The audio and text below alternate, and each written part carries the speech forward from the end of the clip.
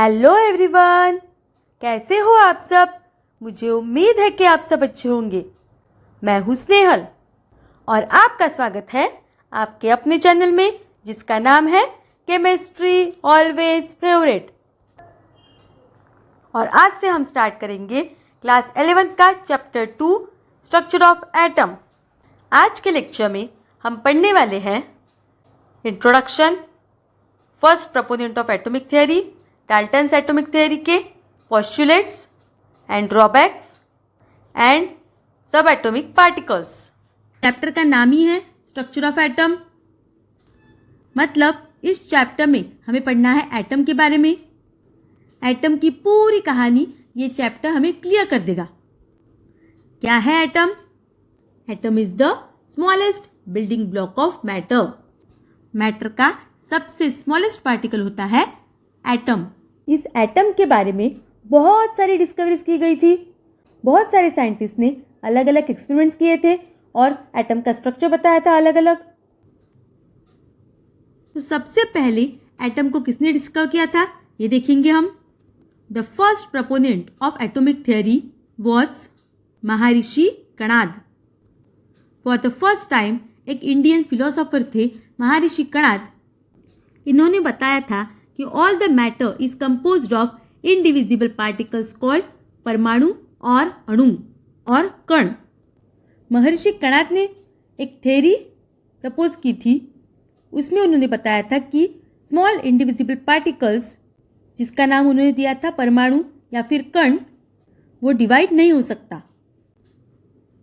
लगभग इन्हीं के आसपास के पीरियड में यानी 400 BC में एक ग्रीक फिलोसोफर थे। उनका नाम था Democritus. He also explain that हमारे आसपास हम किसी भी चीज़ को कंटिन्यूसली ब्रेक करते चले, किसी भी चीज़ को कंटिन्यूसली तोड़ते चले, तो अल्टीमेटली हम ऐसे पार्टिकल पे पहुंचेंगे जिसको तोड़ना नामुमकिन है। ग्रीक लैंग्वेज में उन्होंने उस पार्टिकल को नाम दिया एटोमियो। अब इस एटोमियो का क्या मतलब है? A means un and tomio means cut, यानी जो कट नहीं हो सकता, जो टूट नहीं सकता, ऐसा पार्टिकल यानी एटोमियो। लेकिन प्रॉब्लम ये हो गई कि ना तो महर्षि कणाद और ना तो डेमोक्रिटस को एटम की फर्स्ट टाइम थ्योरी बताने के लिए क्रेडिट दिया जा सकता है, क्योंकि एक तो ये बहुत पुराने समय की बात थी और उस वक्त रिटन लिटरेचर नहीं था। तो रिटन लिटरेचर ना होने की वजह से किसी ने भी इन दोनों को भी क्रेडिट नहीं दिया एटम की फर्स्ट थ्योरी प्रपोज करने का। 1808 एक ब्रिटिश टीचर ने एटम की एक थ्योरी प्रपोज की जिसको हमने कहा है डाल्टन्स एटॉमिक थ्योरी। तो डाल्टन को ही क्रेडिट दिया जाता है एटम के बारे में फर्स्ट टाइम इंफॉर्मेशन देने के लिए। डाल्टन ने उनकी थ्योरी में कुछ पोस्टुलेट्स बताए। Matter consist of indivisible atoms. इसका मतलब है कि atom is the smallest and indivisible part of matter, यानी कोई भी मैटर हो उसका सबसे छोटा और कभी ना टूटने वाला पार्ट होता है एटम। और इंडिविजिबल मीन्स कभी भी डिवाइड नहीं हो सकता वो।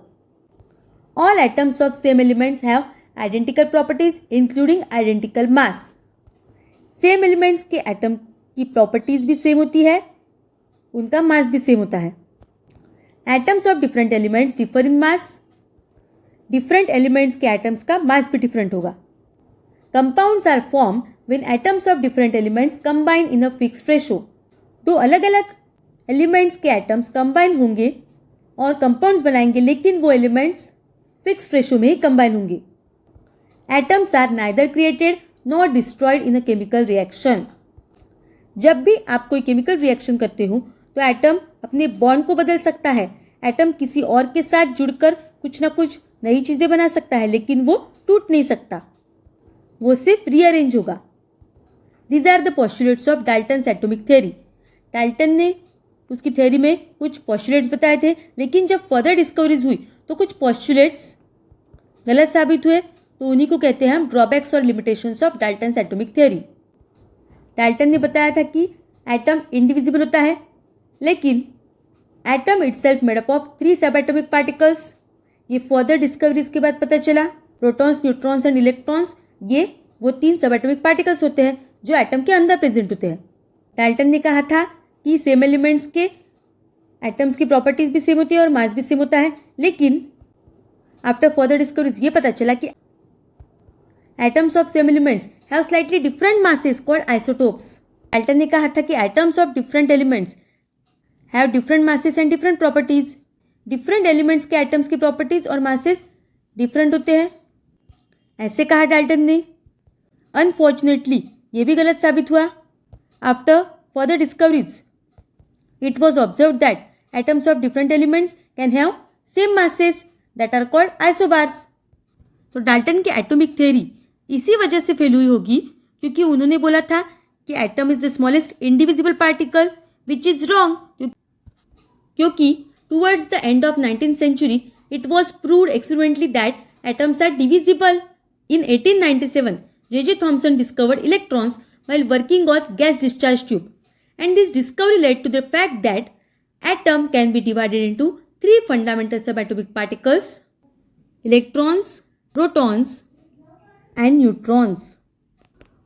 ये जो थ्री फंडामेंटल सबएटॉमिक पार्टिकल्स है एटम के, they are responsible for the formation of atom. तो एटम का एक्चुअली स्ट्रक्चर कैसे होता है? एटम में सेंटर में होता है न्यूक्लियस। उस न्यूक्लियस के अंदर होते हैं protons and neutrons. The nucleus of an atom is very small compare to the size of an atom. The central nucleus consist of protons and neutrons, it containing almost all the mass of the atom. Nucleus के around shells होती है, उनमें electrons present होते हैं और वो revolve करते हैं around the nucleus. Electrons are orbiting outside the nucleus in the electron shells. These protons are positively charged, electrons are negatively charged and neutrons are neutral। मतलब न्यूट्रॉन पे कोई भी चार्ज नहीं रहता। तो ये सब एटॉमिक पार्टिकल्स किसने और कैसे डिस्कवर किए थे, यह हमें देखना है। तो सबसे पहली डिस्कवरी हुई थी इलेक्ट्रॉन्स की। तो नेक्स्ट लेक्चर में हम स्टडी करेंगे डिस्कवरी ऑफ इलेक्ट्रॉन्स। तो आज का ये लेक्चर आपको अगर पसंद आया है तो please like and share this video, और अगर आपने सब्सक्राइब नहीं किया है मेरे चैनल को तो please subscribe. Bye bye, have a great day.